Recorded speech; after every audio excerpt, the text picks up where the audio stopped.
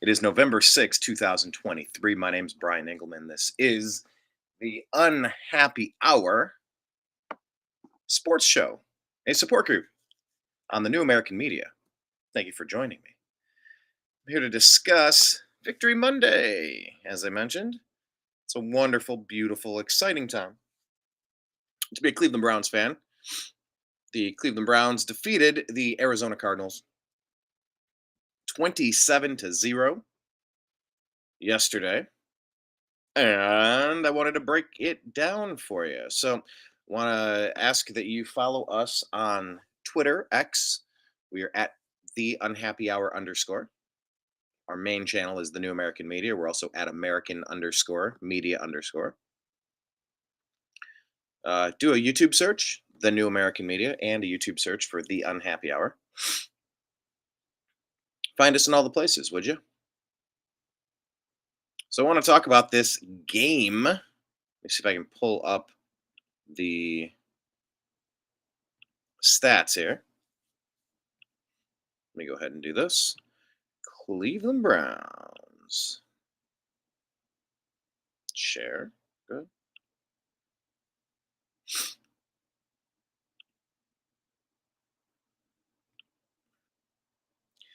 Ooh, excuse me. Oh, I knew that was coming. I was trying to avoid it for the first minute. Okay.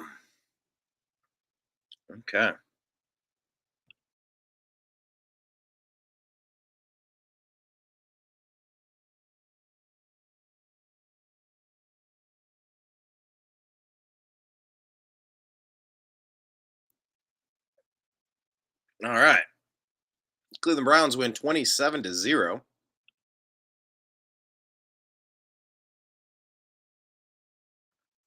And I just got hit with a sneezing frenzy of 3 sneezes in just a couple of moments.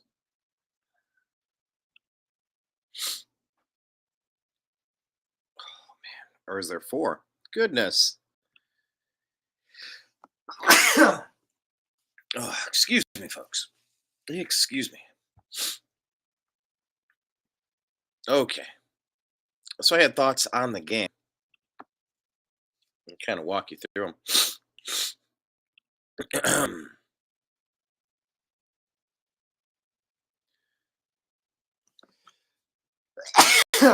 Wow.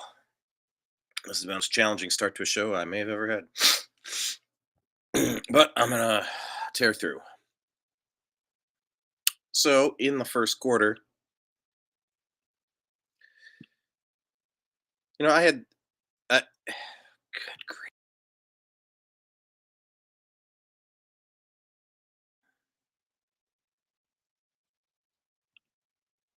Try to go side by side.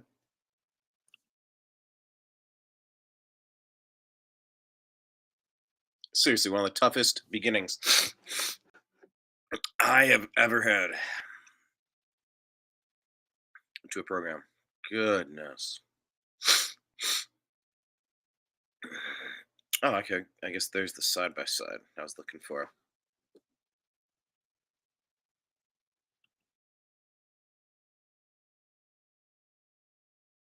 Was that about 6 or 7 sneezes to begin the show? Okay. Some of the notes that I had on the show or on the game yesterday.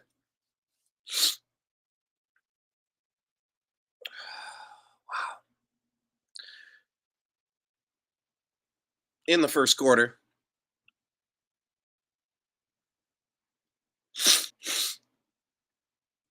woo, okay.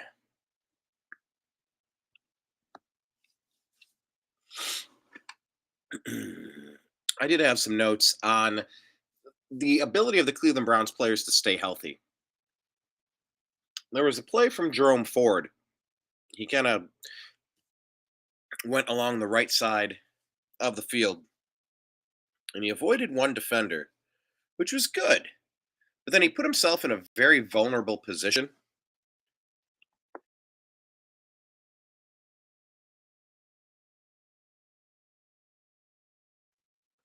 He put himself in a vulnerable position and he was speared. He kind of did like this jump thing and he got speared in the side. There's a time and a place to fight for every yard, and there's a time and a place to make smart football plays to avoid, you know, the collisions. I'm hypersensitive to all the collisions going on, especially since we've had Deshaun Watson injured for half the season, since Jack Conklin has been out for the whole season essentially. And now since we have 40% of our line missing, Jed Wills. Good news on the injury front with Jedrick Wills Jr.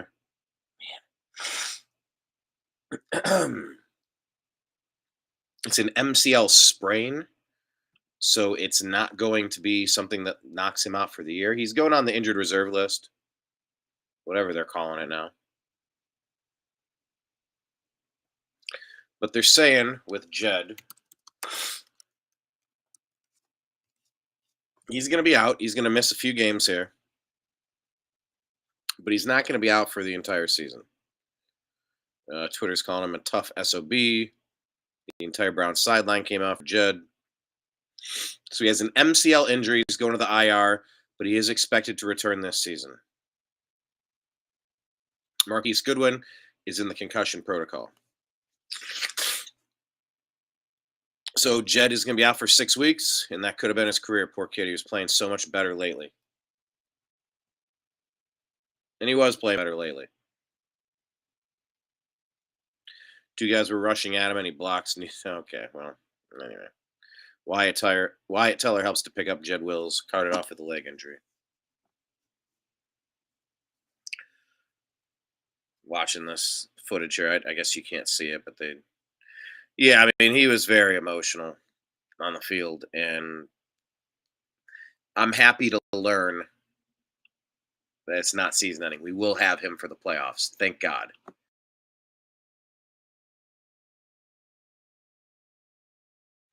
And yes, I am thinking about the playoffs already because this team is sixth in the AFC, sixth best record in the AFC right now. We just have to keep winning. We have several key wins coming up.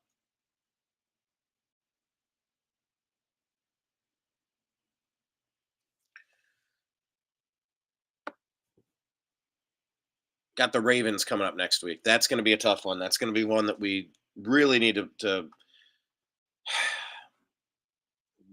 it's going to be an opportunity to make right what once went wrong. That's tough to say. That was the intro, if you remember, of the Quantum Leap series. To make right what once went wrong.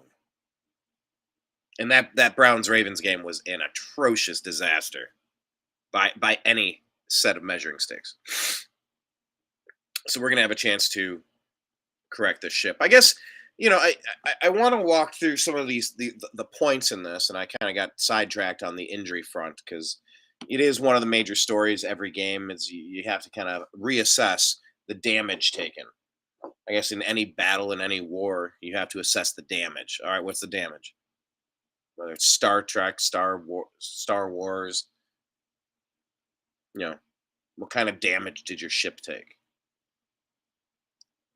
And when we played the Ravens, that was right off the bat. Dorian Thompson-Robinson as our backup quarterback. He was not ready. He was not prepared. And we got Watson back, thank God, because the quarterback play we've had, I mean, we've eked out some really tough wins against the 49ers and the Colts. It caught up to us against the Seahawks. All three of those are really good teams. 49ers maybe the best. Seahawks really good as well. Colts played as tough as let's not sleep on the Colts. They played as tough, and they're in the hunt. But if we take care of business, we're a playoff team. So I'm focused on staying as healthy as possible and aiming toward the playoffs. But let's go through some of this here. Deshaun Watson, the first quarter, I noticed he had a lot of behind the runner throws. There were a lot of throws that were going to the shoelaces. We've seen this from Watson since he got to this team. I looked up. I think at one point, Deshaun Watson was 8 for 10. It's like, has he been really that? That's like, dare I say, Baker Mayfield level accurate. Baker was very accurate in college. In the pros, he had his his ups and downs, of course. But I was like 8 of 10. But then, I mean, the wheels kind of quickly came off with Deshaun Watson. The passes he had 3 or 4 really nice passes to Cooper on the day. A couple of other decent passes, but a lot of just ugh. I mean, how do you miss those kind of plays? But anyway, that's how Watson kind of came out of the gate in the first and second quarter. Um, we're playing this Arizona team, and you just kind of got the sense pretty quick. It feels like they're a tanking team. And this is one of those games you have to win. You should win. Only with the spread only being 12 and a half, you're kind of like, that's it. Because they had just traded Josh Dobbs away. Minnesota Vikings, of course, had Kirk Cousins get injured. He's out for the season, I believe, with a Achilles. Although we'll see if Aaron Rodgers is able to come back from the Achilles in the same season. Of course, that happened in week 1, so he's had a lot more time to heal from it, and he's already out on the field getting some practice in. But the Minnesota Vikings went out and got Josh Dobbs. Josh Dobbs, pretty much universally respected as a genius. Was it an aerospace degree that he has? And the Vikings signed him, and it's really a good thing that they did. It's a good thing that they did sign him because the quarterback that they went with ended up on the sidelines with a concussion. So, yeah, thanks, Jeremy. Yes, cocaine is a hell of a drug. No, here, let me show you. My cat was right up here, Ben. I called him over and I brushed him a little bit. It must have kicked up that cat dander, man. I've actually, fun fact, I've never intentionally done cocaine. Never intentionally done cocaine. Whew. Yeah, struggling a little bit here. But Josh Dobbs, a really smart player, and you kind of wonder, why did the Browns get rid of him? When we needed our backup quarterback to play when Watson got hurt, we went with Dorian Thompson-Robinson, and he was a deer in headlights. The Browns were calling plays for him to essentially try to play like Watson. Like, what are we doing? Chucking it 45 yards downfield into interceptions? Like, very unprepared. But that kind of speaks to Andrew Berry and Kevin Stefanski. They're the ones that put their final roster together. I contend that if we had Josh Dobbs, maybe we win that game against the Seahawks.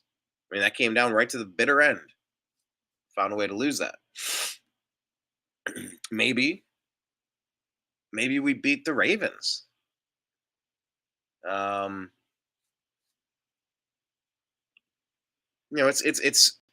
It's hard to tell. It really is just going to be a guessing game. But if you had a smart player back there that kind of understood how to jump in, Josh Dobbs did. He hung 28 points, I believe, on the 6th ranked defense in the league. The Vikings got to win. The guy didn't even know his players' names. He just showed up. He took no snaps in the practice week. None. And call me crazy. You're crazy. But I just have this thing where when I finally become a head coach, because I think it's possible that I do, I would do a thing where I would just blow the whistle. Yes, you got your ones going against your scout team. You're running your regular practice. You know what? You blow the whistle. Bring in the backup right tackle. Let's go. Swap them out. Go sit for 7 plays. Give the backup some reps. Keep them sharp. All right, need a quarterback. Need a tight end. Every position, second string, third string. Get them a couple of reps. Keep them sharp. Keep them in the game. Because you never know when you're going to need them. I just find it weird that players are so unprepared sometimes. I know there's only so many reps to go around. Do some extra reps. Work them in a couple. Because you never know when you're going to need them. So yeah, Josh Dobbs. Why did the Cardinals trade him away? Cardinals haven't had Kyler Murray all season. And they went with this new guy. They went with some guy named Clayton Tune. On the day, he had a QBR of 1.6, rating of 20.8, 11 to 20, 58 yards and 2 interceptions. Also had 28 rushing yards on 5 carries. He was the leading rusher for the Cardinals. Keontae Ingram had 8 yards. On the day, it was pretty astonishing. But you knew that the Browns were going to win this. You knew that they were going to dominate. And honestly, only putting up 27 points seems disappointing. I want to be positive here, but I was a little concerned.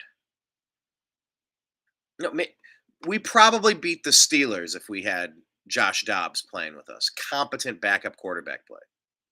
Because PJ Walker, I mean, he's been a turnover machine. And Dorian Thompson-Robinson, yeah, he lit it up in preseason against third stringers. Man, he was not prepared for the pros. I just find it so weird that he was the number 2 quarterback until they saw him and went, oh, dear Lord, no.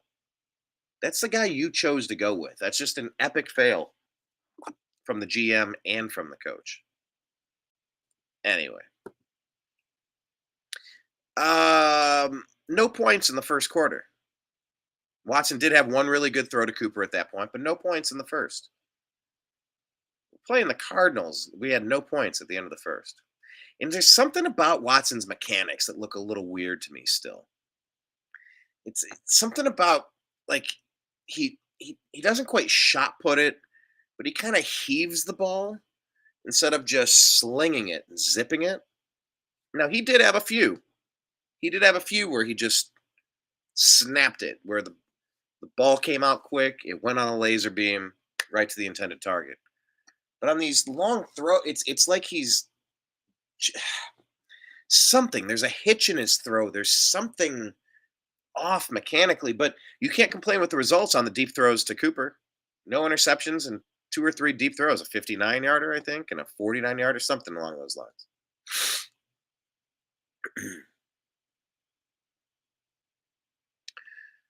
Denzel Ward had a really nice interception. That Clayton Tune, he airmailed that pass, and it was nicely caught by Denzel Ward. Kind of went across his body, and his body went sideways, and his legs did a scissor kick thing. I mean, he's just a vacuum out there. It's like he puts up a spider web and just brings errant balls to the defense. So, I mean, is that one a turnover or a takeaway? It's a little of both. We earned it because he had to go up and get it. I mean, he clearly airmailed it. The quarterback did, but so half takeaway, half turnover. I prefer the takeaways where we earn it. We punch the ball out. We make a great read on the play. Either way, it's a turnover, and that's a good job for the defense. And we needed it. There was another play with Kareem Hunt on 4th and 1 in the second quarter.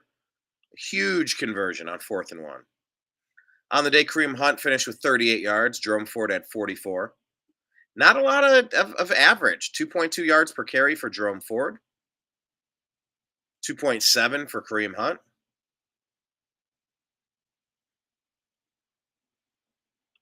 Yeah, I mean, you really do miss Nick Chubb. Pierre Strong didn't really. He had 3 touches.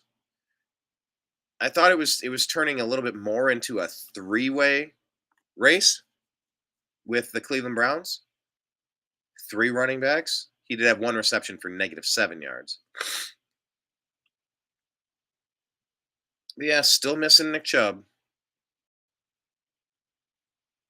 But anyway, that was a really big conversion. I know last week against the Seahawks, a lot of the conversation was, "What, Stefanski? We don't have a problem with you throwing it on 4th down. We have a problem with you throwing on 4th down with this quarterback, PJ Walker, in that situation." It's like, give it to Hunt. Hunt runs like he's angry at the ground. He can get you that tough yard, that 1 or 2 yards for the first down. If we get that first down, we run out the clock and we win the game. Could you imagine? Could you imagine what it would be like if instead of being 5-3, we're 6-2? It sounds so much different. All right, it is what it is. We're an imperfect team, and we are still learning. But yeah, after that fourth down, yeah, Watson did not use his throwing lanes, and he smashed a laser beam off the Cardinals lineman's helmet. In some cases, folks, it is better to be lucky than good. And in that case, that is exactly what happened. Because as Cooper went out and did his post pattern, you're on a really short field, so it happened quick. It was like a 3-step drop and zip. But instead of waiting for him to clear before or after, probably the first chance he had to throw it was when he did throw it. But if he waited an extra beat, he might have been able to get him across. But you got a really large lineman in the way, and he zipped it right at his helmet anyway, and the ball popped up. That's a pass we saw got intercepted with PJ Walker throwing it the week before. Certainly didn't have that kind of luck, but it is better to be lucky than to be good sometimes. And I got to credit Cooper. Cooper kept his eye on the ball, kept an eye on the pop-up, positioned himself, went up to high point it. I mean, barely. Because he probably jumped a little early, so he was probably coming down. He'd missed the apex just a little bit, which left a little bit of time for the defender to get their hands up. But it was too late. Cooper already had it in for a touchdown. Cooper bailed him out. Cooper really is unsung. Remember, for all there's hits and misses with any general manager. But we got Amari Cooper on a trade for next to nothing. That was a huge move to get a legitimate wide receiver one. He had 2 very long passes. And I saw when Cooper was getting up, he was kind of dinged up a couple of times. Air knocked out of it, the wind knocked out of him, or I don't know exactly what he tweaked, ankle or whatnot. But I mean, he fought through, and he stayed in there, and he did great. I'd say most other wide receivers are going to miss that tipped ball for the touchdown, but Cooper got it.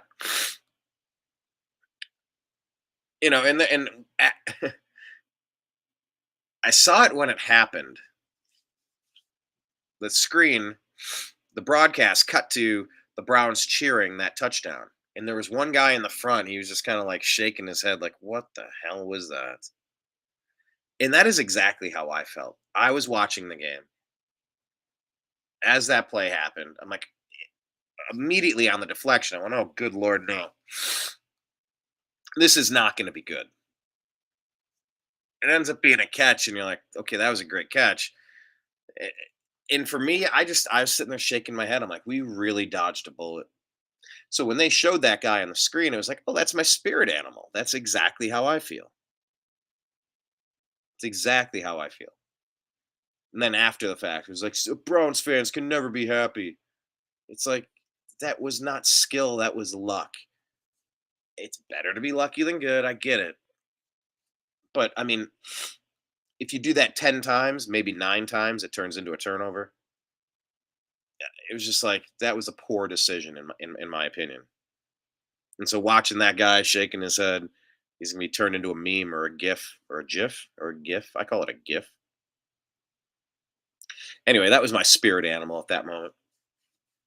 Dustin Hopkins had 2 good kicks.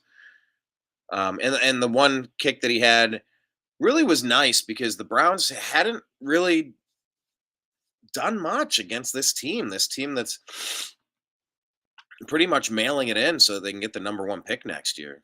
They're 1-8. Traded away their starting quarterback for nothing, hardly anything. And we were up 10-0. It took that Dustin Hopkins kick to bring us up 13-0. And that was big. That was big for momentum.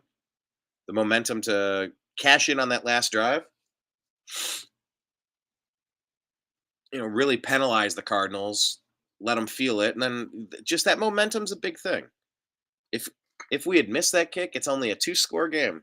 Now, obviously, it's still a 2-score game, but 13-0 does feel better to me than 10-0. Of course, 3 points better. But to just get that field goal in as time's expiring and you head off to it's like, okay, yeah, we got outplayed this whole quarter. If we had missed that, it'd be all right. Well, we dodged one. We're close, boys. We're a field goal and a touchdown away. Let's go get it. So I thought that was really nice. I did like Deshaun Watson in the second half. He had a nice check down pass. It was kind of like one where he thought about running it again, doing a little QB scramble. Watson does like to do that more often than than I would prefer. But instead, he dumped off the ball.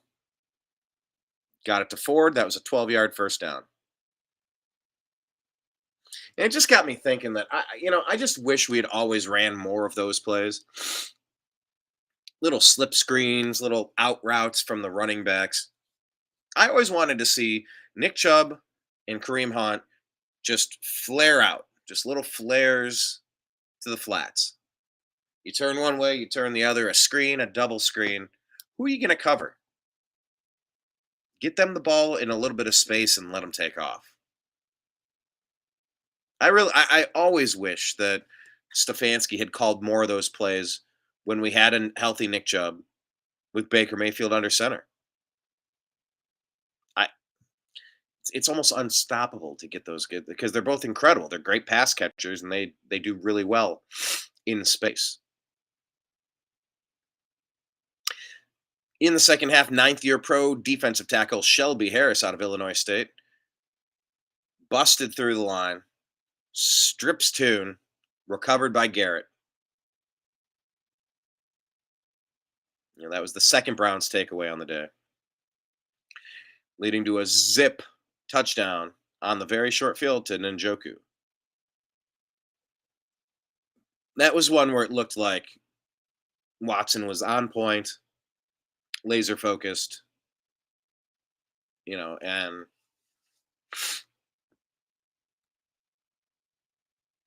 just he had the right velocity, he had the right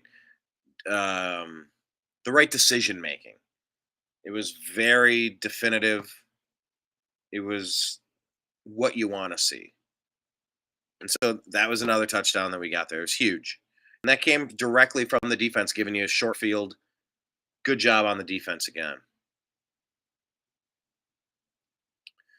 Third turnover. Number 57, Isaiah McGuire, rookie out of Missouri. Okay, so let's, I don't always want to bash the general manager, but like it does come up, and it's a vast mosaic, if you will. Oh, I will. So this guy had a really nice play. 57, Isaiah McGuire, defensive end, rookie out of Missouri. He just had a bull rush that took that left tackle back, right into the quarterback who tried to make a throw, and it went right to Sione Taki. It's like, oh, Taki did that. It's like, well, McGuire did that. Taki finished it. One of the best names in pro football, by the way. Watson had 3 or 4 nice throws to Cooper on the day. Fought through getting banged up, kind of slow to get up on a couple of them, but he made it work. There was another play in the third to close the third period out. It was 3rd and 11. And that's the one thing that the Cleveland Browns defense did really well when they weren't taking the ball away on 2 interceptions or 1 strip sack. A lot of 3 and outs, a lot of stopping him on 3rd down. Obviously, that's how you get the ball back. Unless it's going to be 4th down.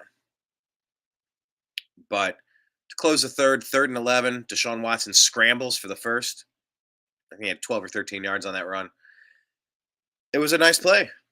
But once again, I would like to see Watson run the ball less in general. We're playing for the playoffs this season, folks. And I posted a picture. If you're on Facebook, it's the Unhappy Hour Sports Show, a support group. Go ahead and do a search. And I posted Bill Lumberg from Office Space.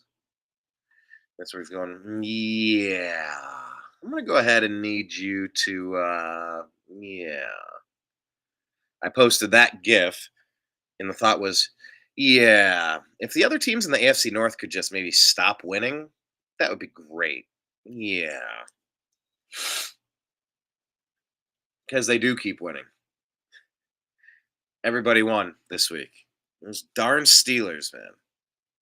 How are they so consistently competitive? It almost boggles the mind that they're that competitive.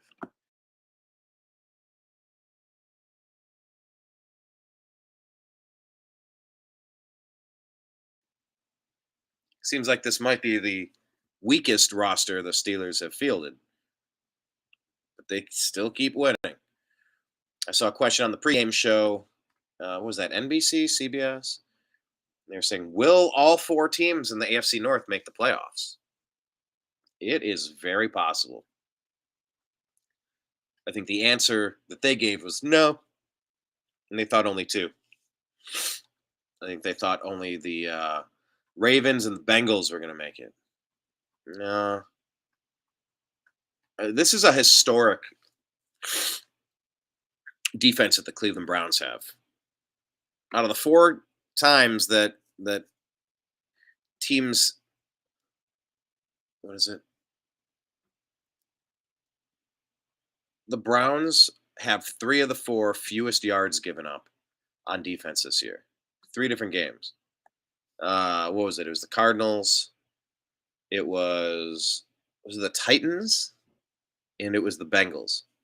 So three of the top four lowest yards given up from a defense in the entire game were the Browns. And when you got a defense like that, you can stay in any game.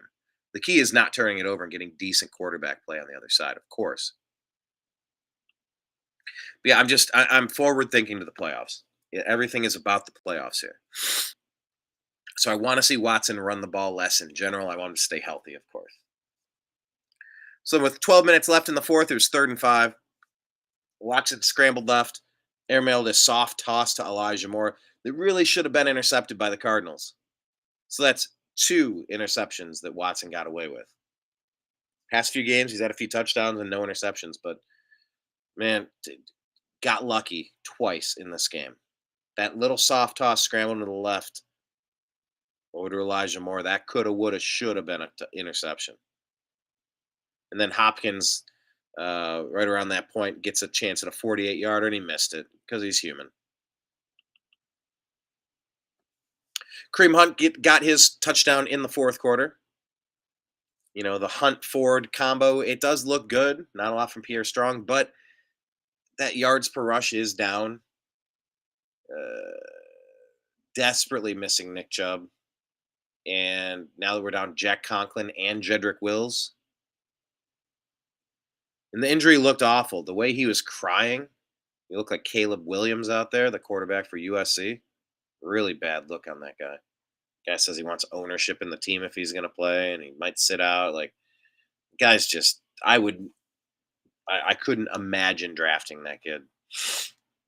Good luck to him, I guess. But yeah, I think Jed thought his season was done. And he was crying, man. He was beside himself. And just injuries are the worst part of this beautiful game called football. Oh, just these accidental injuries, they're the worst. And so we're down 40% of our offensive line right now. We'll see what happens. We'll see what they end up doing. Is DeJuan Jones going to go to left tackle? The position that a lot of people are saying, like, well, he probably should be our left tackle anyway. So we'll see. We'll have to wait till practice, see what coach does. But yeah, Kareem with that fourth quarter touchdown was nice. It was a really strong effort. And historically speaking, this is the fewest yards from the Cardinals offense since 1955. 1955. You'd have to go back to till they had fewer yards. And that was a very different game in 1955. I don't need to tell you. Yeah, I really do feel like we should have scored more than 27 points for the game. We're nitpicking here. We threw a 27-0 shutout. No, but it wasn't shutouty enough. Well, got high hopes. What are the Steelers doing? What are the Bengals doing? What are the Ravens doing? Pedal to the metal. Let's go. There's no time off. We've already had a couple mistakes where we let a victory slip away. So I would have liked to see us put some more points on the board. But kudos to the defense. Jim Schwartz is doing a great job with those guys. Miles Garrett putting up stats again. Probably defensive MVP. In the running for MVP of the entire league, honestly. We'll see how that all shakes out. But it was nice for the Browns defense to bounce back that way after they gave up so many points to the Colts and then allowing that dreadful game-winning drive to the Seahawks. So, as I mentioned, the Browns are 5-3, 4-1 at home. That's nice. You know, the Browns have historically been really bad at home for the past couple decades since they came back.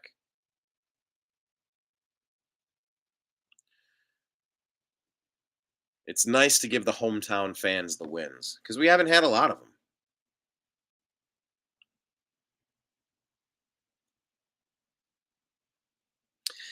It was nice seeing Cedric Tillman play. Remember, we did just trade away um, to the Detroit Lions Donovan Peoples-Jones. And so Cedric Tillman got healthy, and it was nice seeing him play. He didn't really have much of an impact at all, but that was a third-round pick. I hope he develops into something useful. He was really good at Tennessee. We'll see. But next week we're going to M&T Bank Stadium in Baltimore to take on the Ravens. The rest of the year, it's Ravens, Steelers, Broncos, Rams, Jaguars, Bears, Texans, Jets, Bengals. So how many of these can we win? Ravens is going to be tough. At home against the Steelers, okay. I think we can get that win. At the Broncos are playing better now. But that's a winnable game.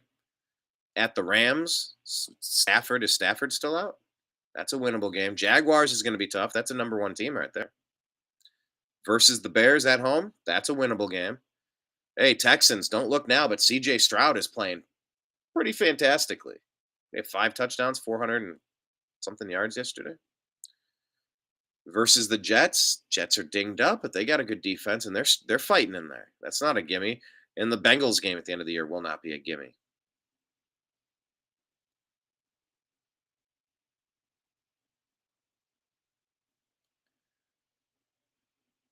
So the standings here in the AFC after all the Sunday games. Dolphins, they're up 2 games or 1 game on the Jets. It's 6-3. They lost to the Chiefs over in, where was that, Germany?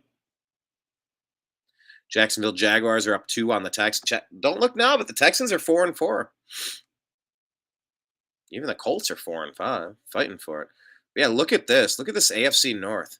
5 wins each, 3 losses, identical records. Bengals, Browns, Steelers. 5-3, 5-3, 5-3, with the Ravens. Game and a half up at 7-2. So if we can take care of business and go 6-3 next week, beating the Ravens, and we can drop them to 7-3. That is a massive task. They're 115 up in the differential. That's the most in the AFC. That's the most in football, folks.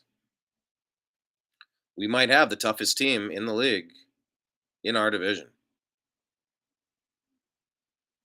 Checking out the NFC here, you got the Eagles at 8-1, Cowboys at 5-3, Lions at 6-2, and don't look now, but the Vikings are fighting 5-4, and they're getting Justin Jefferson back pretty soon.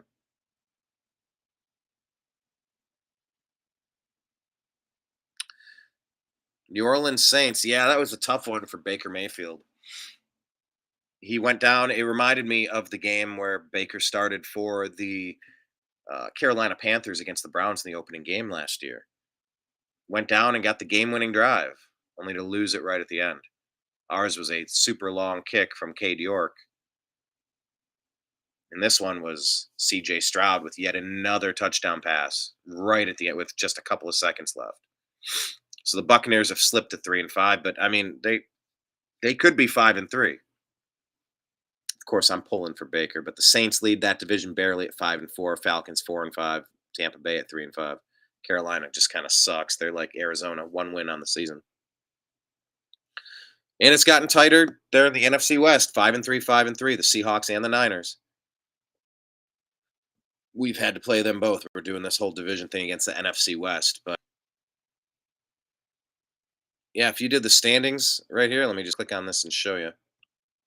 As I mentioned, we are the 6th seed.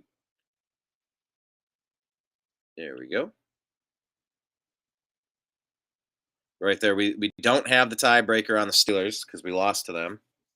It'll be super important that we beat them 2 weeks from now. But yeah, all three of us, Steelers, Browns, Bengals, just 5, 6, and 7 sitting there. Ravens is the 2 seed. What do you do if you expand it? Is that the one where it shows both leagues?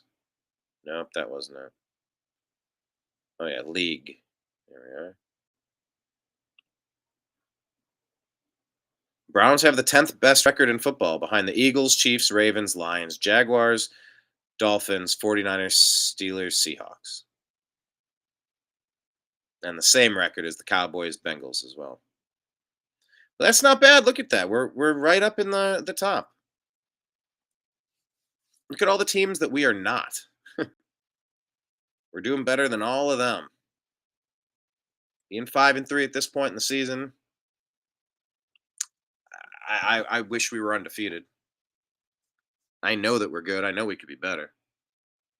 But 5-3, I'll take it. And Deshaun Watson, against the Colts, he could have thrown 2 interceptions. So what, do he only have 5 passes, 1 interception? It could have been 2 before he went into concussion protocol and got sat out for another couple weeks. But we got Deshaun Watson back. Face it, like the trade, hate the trade, doesn't matter. That's 2 years ago. He's our quarterback now. And the better he does, the better this team's going to do. And with a defense like we have and a shored up kicking game with Dustin Hopkins, we have a chance to be in it at the end of the season. Every game is crucial at this point. And so we're going to kind of shift our gears now from a team that we should have beaten. We anticipated beating. We did defeat the Arizona Cardinals. And now we're going to shift it to the Baltimore Ravens. This is going to be a tough one. But let's go out. Let's go out and play. First time around, our defense, this vaunted, is that a word? This defense gave up 2 rushing touchdowns to both Gardner Minshew and Lamar Jackson. Lamar Jackson's playing the best football he's ever played in his career. The way they've tailored the offense and they've kind of revamped who they have there. It's going to be a tall task. And I sure hope that we do a QB spy situation from our linebacker, because it seemed like we just left that middle of the field open and he kept taking those. Two rushing touchdowns. Brutal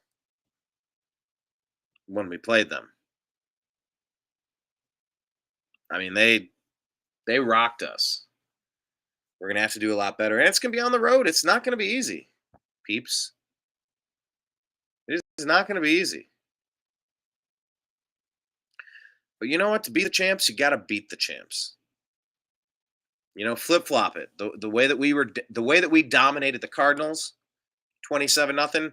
That's essentially, and that's also kind of how we dominated the Titans, 27-3. Similar to how we dominated the Bengals, 24-3. Wait, flip it upside down. That's how we got dominated, 3-28 against the Ravens in the 4th game of the season. Remember how we responded, though? We put DTR on the bench. We brought PJ Walker in. Gutsy wins against the 49ers and Colts. Tough loss to the Seahawks and then beat the Cardinals. So it's positive. It's positive that we're 5-3. At least we're in it, I just want look at these draft picks here. Tillman is finally now starting to play. DeJuan Jones has been excellent out of Ohio State. As I mentioned, Isaiah McGuire came in and did a really good job forcing that turnover. Cameron Mitchell at cornerback, and I think we're going to see Luke Whippler. I think he can play other positions. We'll see if he ends up playing. Two Ohio State offensive linemen. What a wild scenario. Yeah, prayers for a speedy recovery for DeJuan Jones. No, DeWand was injured, but he fought through and stayed in the game. Rooting for Jed Wills to have a speedy recovery here with his MCL. Yeah, Cedric Tillman was targeted once and he caught it. Really a non-factor. One catch for 3 yards. Couldn't get it to Kareem Hunt in the air. Couldn't get it to Goodwin in the air.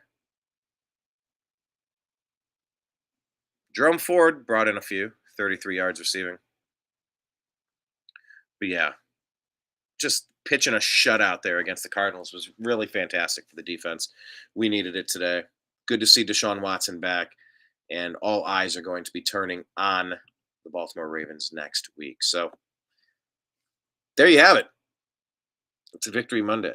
I'm still kind of like that guy that they showed in the stands. I'm just like, ugh, could have been more. But let's just take the win. Let's just be happy about it. Browns fans, we don't know how to be happy. We just don't. Is that fair? I mean, name a franchise, name a fan base that's been through more hell than we have. It's hard to. But I don't want to play the oppression Olympics. I just want to get used to winning. I want to keep winning. I want to win often. I want to win bigly and go from there. So, um, big win. Good job, Browns. Whew. It's nice to be competitive, consistently competitive now. We have entered the consistently competitive phase. That defense is lights out sometimes. Not to the Colts, not to the Seahawks, not to the Ravens, but a lot of these other games we were lights out. Let's see if we can do it next week. If we can snatch a victory against those Ravens, that is going to radically alter the outcome of the rest of this season. Is it a game that we're expected to win? Probably not. Is it a game that we could win? Absolutely. Absolutely. But it's going to take everything we have.